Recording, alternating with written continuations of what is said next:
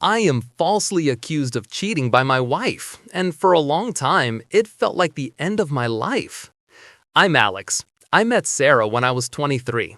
We were those starry-eyed, broke kids who thought love and a shared future were enough to pay the bills. She was magnetic, the kind of vibrant, quick-witted person who made me feel like I could conquer anything. We married quickly, and by 28, we had Lily and Jake, two beautiful kids who became my whole world. Life was a relentless treadmill. I was a junior software analyst, pouring 15-hour days into complex code and global team calls, trying to climb the ladder fast enough to get us out of our cramped two-bedroom apartment. Sarah stayed home, and the divide slowly started to form. Money was always the pressure point. Arguments over tuition fees, the quality of groceries, the rising rent. I always saw it as a temporary struggle. She, apparently, saw it as a long-term liability.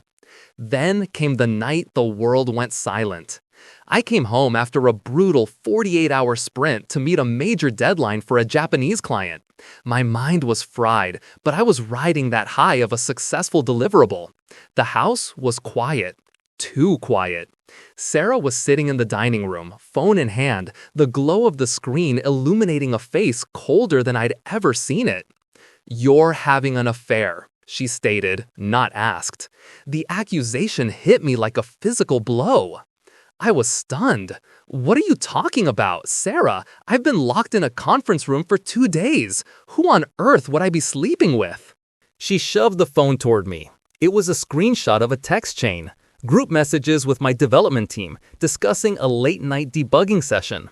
One message, completely innocent and sent to the entire team, mentioned meeting my female project manager, Elena, for an early breakfast to finalize the report. Sarah had spun it. The late hours, the text to a woman, the occasional trip, it was all proof. No actual evidence, just circumstantial smoke she had been diligently collecting and twisting. Before I could mount a defense, she was gone. The next morning, I woke up to an empty house and a note informing me she had filed for divorce and taken the kids. The following weeks were a nightmare of legal filings. She hired a shark, claiming my obsessive work hours made me an unstable and absent father. She leveraged the long nights, my stress, and the fact that I sometimes took calls late to paint a picture of a man addicted to work and emotionally bankrupt. She even hinted at my inappropriate relationship with my colleague, presenting the twisted text messages as evidence of infidelity. I lost. I lost the house, the stability, and most crushingly, I lost the daily presence of Lily and Jake. The court ordered steep child support payments based on my potential earnings, forcing me to liquidate what little savings I had just to keep up. For 2 years, I lived in a friend's basement apartment, working trickle time. My former manager, Elena, ironically, moved me to an entirely new, smaller consulting division out of pity. I buried myself in code. I refused to let the lies destroy my career. That division became my oxygen. I used every spare penny and hour to get a master's certification in data architecture, something I'd always wanted to do but never had the time for. Meanwhile, Sarah moved into a beautiful, spacious home with a new man, an established real estate developer named Michael. I quickly realized this relationship hadn't started after the divorce. It became sickeningly clear that my cheating had been the convenient, sympathy-winning exit strategy. I founded my own company, Apex Data Solutions. The firm specialized in high-end data security and custom analytics. The market was hungry.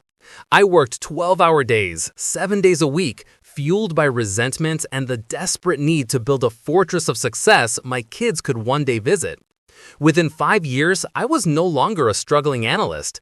I was a CEO, running one of the most respected tech consultancies in the region. I bought a modern home with a huge yard, a perfect space for a family I rarely saw. Every birthday, I sent lavish gifts, only to hear from a mutual friend that Sarah often claimed I forgot or was too cheap to send anything. She had alienated my children almost completely. Then, 6 years after the divorce, the final, inevitable bomb dropped. I was served with papers. Sarah was suing me for post-divorce spousal support, alimony. Michael, the developer, had left her for someone younger, and Sarah, who hadn't worked a full-time job since we married, was suddenly claiming she was entitled to a share of my success. She argued that she had sacrificed her prime earning years to support my fledgling career, and now, as CEO, I owed her a percentage of the company's valuation and permanent monthly payments. I didn't laugh. I just felt a cold, clear rage settle in my bones. She had manufactured a lie, destroyed my reputation, alienated my children, and was now trying to cash in on the success she had tried to prevent. I hired the best litigation team money could buy, a firm specializing in high net worth divorces. I gave them one instruction: find the truth. We went to work, digging through every digital footprint, archived emails, social media backups, even recovering data from an old discarded laptop. And we found it. We found email threads between Sarah and Michael from 8 months before the night she accused me. We found social media DMs to her closest friends where she detailed her plan. How she would use my long hours and texts with Elena to establish a sympathetic victim narrative. How accusing me of infidelity would fast-track the custody decision. And how she needed to shed the dead weight, me, to upgrade her lifestyle. It wasn't a spontaneous reaction to a perceived slight. It was a premeditated, calculated, and malicious plot to destroy my life and steal the family. The court hearing was the most surreal day of my life. Sarah, dressed impeccably, wept softly as she spun her narrative of sacrifice, emotional labor, and my supposed betrayal. Then my lawyer rose. He didn't yell. He simply walked the judge through a timeline, presented via a sleek, professional presentation. Slide after slide showed undeniable evidence, timestamps of her affair, her explicit text messages detailing the manipulation, and proof that she had coached her friends to lie about my character in the initial custody hearing.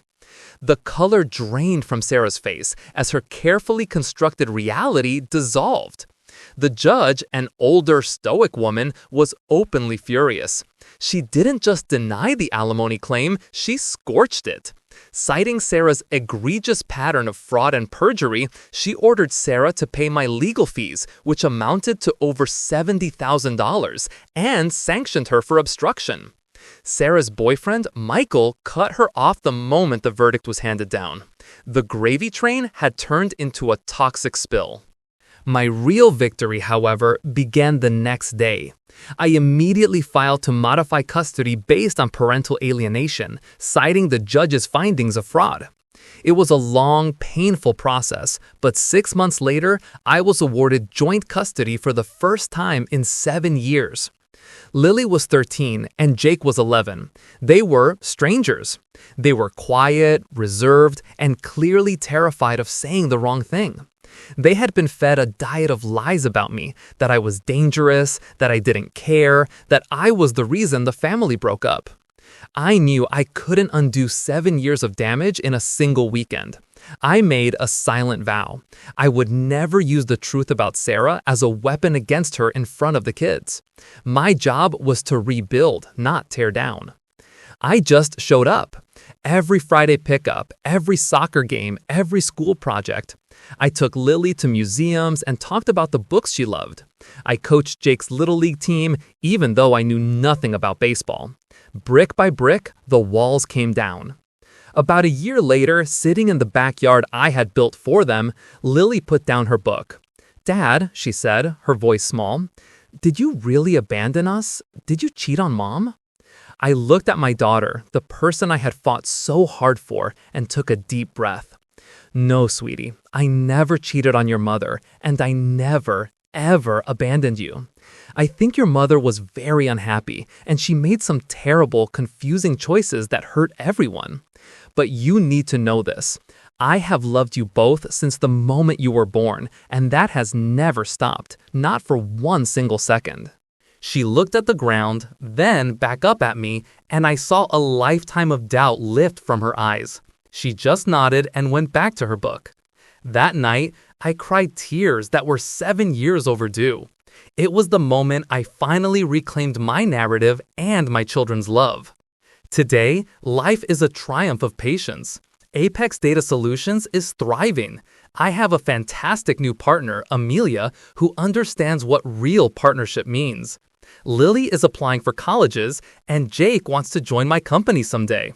Sarah is essentially a ghost. She moved back in with her parents, having completely burnt her bridges. Her attempts to use social media to frame herself as a victim of a narcissistic ex were quickly dismantled by those who had witnessed the court drama. I don't hate her anymore. Hating her was a futile effort. The real victory wasn't the court order that financially decimated her. The real victory was the life she couldn't touch. My relationship with my children, my successful business, and the peace of mind that came with living an honest life. While she spent years trying to plot my ruin, I spent those same years building a life so good, so real, that her lies could never penetrate it again. And that truly was my ultimate revenge.